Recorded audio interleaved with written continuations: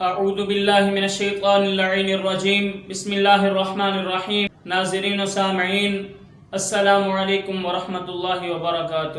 احباب ذی وقار، اسلام کے اندر صدقہ کرنے کے کئی طریقے بیان کیے گئے ہیں۔ صرف مال اور پیسہ خرچ کرنا ہی صدقہ نہیں کہلاتا، بلکہ احادیث مبارکہ کے اندر صدقہ کی کئی اقسام بیان کی گئی ہیں۔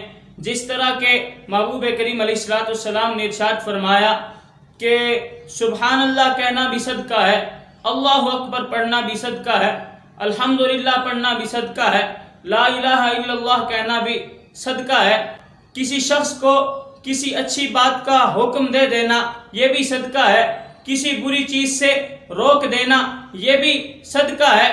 اس کے علاوہ اور کثیر طریقے جو ہیں وہ صدقہ کے بیان کیے گئے ہیں، لیکن ہماری گفتگو کا عنوان یہ ہے کہ افضل ترین صدقہ کون سا ہے، صدقہ کا افضل ترین طریقہ کون سا ہے۔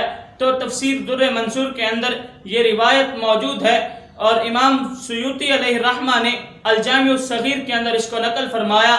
محبوب کریم علیہ السلام نے ارشاد فرمایا افضل الصدقات ان یتعلم المرء المسلم علما، کہ افضل ترین صدقہ یہ ہے کہ بندہ مسلمان علم دین حاصل کرے، ثم یعلمہ اخاہ المسلم، پھر اس علم دین کو اپنے مسلمان بھائی کو سکھا دے۔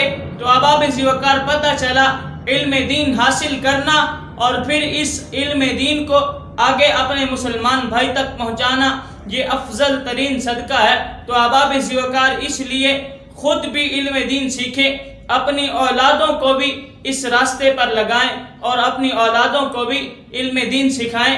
پھر علم دین کے لیے یہ ضروری نہیں کہ آپ کسی مدرسہ میں جا کے کسی استاذ کے سامنے زانوِ تلمس طے کر کے ہی علم حاصل کر سکتے ہیں، نہیں، بلکہ آپ اہل علم کے ساتھ اپنا تعلق اور رابطہ مضبوط کر کے ان کی مجالس میں بیٹھ کر بھی علم دین کی برکات حاصل کر سکتے ہیں۔